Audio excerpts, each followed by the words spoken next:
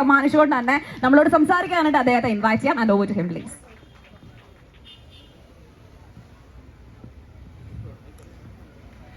എല്ലാവർക്കും നമസ്കാരം.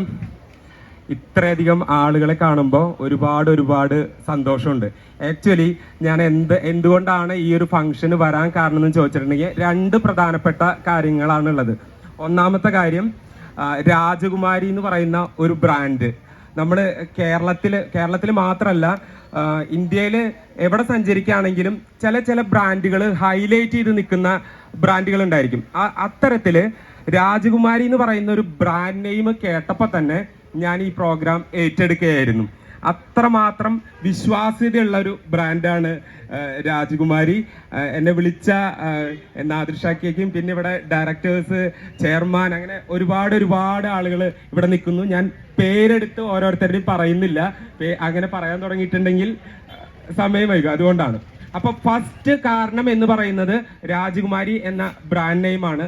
സെക്കൻഡ് കാരണം എന്ന് പറയുന്നത് ട്രിവാൻഡ്രത്ത് നിന്ന് എനിക്ക് ഒരുപാട് സപ്പോർട്ട് കിട്ടിയിരുന്നു.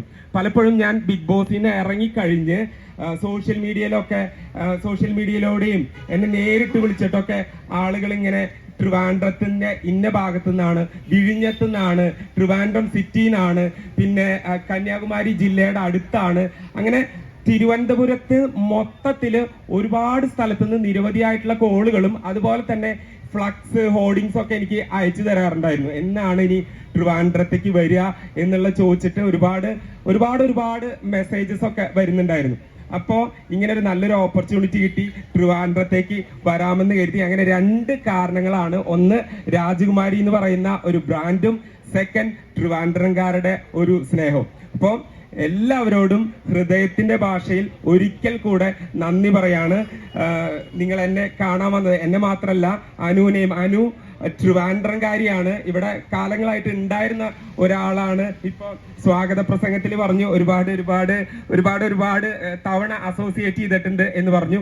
പക്ഷെ ഞാനൊരു തൃശ്ശൂർക്കാരനാണ്, എങ്കിലും നിങ്ങൾ രണ്ട് കൈയിൽ നീട്ടി എന്നെ ഇവിടേക്ക് കൊണ്ടുവന്നു. അതിൽ ഒരുപാട് സന്തോഷമുണ്ട്. എനിക്ക് പറഞ്ഞറിയിക്കാൻ പറ്റാത്ത ഒരു സന്തോഷമാണ്.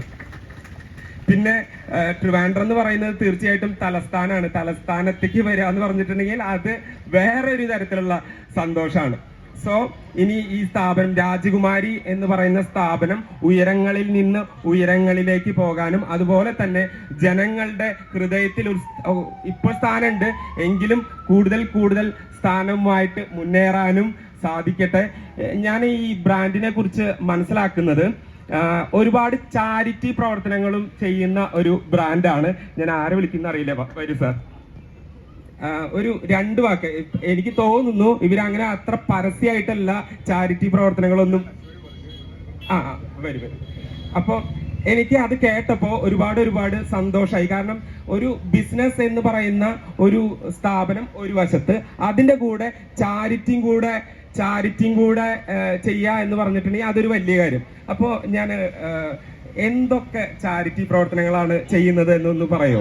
പ്രിയപ്പെട്ട അനീഷേ, ഞങ്ങൾ ബിസിനസ് ചെയ്ത് ബിസിനസിന്റെ ഒരു ലാഭം മാറ്റിവെച്ച് ഞങ്ങൾക്ക് സൗജന്യ ഡയാലിസിസ് 5 കോടി രൂപ മുടക്കി പാരിപ്പള്ളി മെഡിക്കൽ കോളേജിന്റെ അടുത്ത് പള്ളിക്കൽ പാരിപ്പള്ളി റോഡിൽ 5 കോടി രൂപ മുടക്കി ഞങ്ങളൊരു ഡയാലിസിസ് സെന്റർ 20 പേർക്ക് ഡയാലിസിസ് സൗജന്യമായി ചെയ്യാവുന്നു. പിന്നെ ഞങ്ങൾ കോവിഡ് കാലത്ത് 95 ദിവസവും ജനങ്ങൾക്ക് സേവനം ചെയ്ത പ്രവർത്തകരാണ്. അപ്പോൾ ഞങ്ങൾക്ക് മനസ്സിലായി ആംബുലൻസ് എത്ര ഉണ്ടെങ്കിലും എപ്പോഴും വിളിച്ചാൽ കിട്ടുന്ന നിലയിൽ ഒരു ആംബുലൻസ് വേണം. അങ്ങനെ കഴക്കൂട്ടം മുതൽ കൊട്ടിയം വരെ സൗജന്യമായി ഓടാൻ 108 പോലെ രാജകുമാരിയുടെ സേവനം വെളിപ്പുറത്തുണ്ടാവാൻ വേണ്ടി ഒരു സൗജന്യ ആംബുലൻസ് ഉണ്ട്. അങ്ങനെ നിരവധി പറഞ്ഞാൽ ഒരുപാട് കാര്യങ്ങളുണ്ട്. യഥാർത്ഥത്തിൽ നിങ്ങൾ മനസ്സിലാക്കിയിരിക്കുന്നത് തീർച്ചയായും ജനങ്ങൾക്ക് വേണ്ടി, ജനങ്ങളുടെ ക്ഷേമ പ്രവർത്തനത്തിന് ഒരു കൈയൊപ്പ് ചാർത്താൻ വേണ്ടി കൂടിയാണ് രാജകുമാരി. രാജകുമാരിക്ക് ഒരു കവർ സ്റ്റോറി അല്ലെങ്കിൽ കവർ പേജ് മുതലാളി ഇല്ല. രാജകുമാരി ഒരു ജനകീയ പ്രസ്ഥാനമാണ്. ഇതാണ് രാജകുമാരിയെ സംബന്ധിച്ചുള്ള ഒരു ചെറിയ നിങ്ങൾ ചോദിച്ചതിനുള്ള വ്യക്തി. അപ്പൊ ഒരുപാട് സന്തോഷം. ഒരു നിറഞ്ഞ കയ്യടി പ്ലീസ്. ഇത്രയും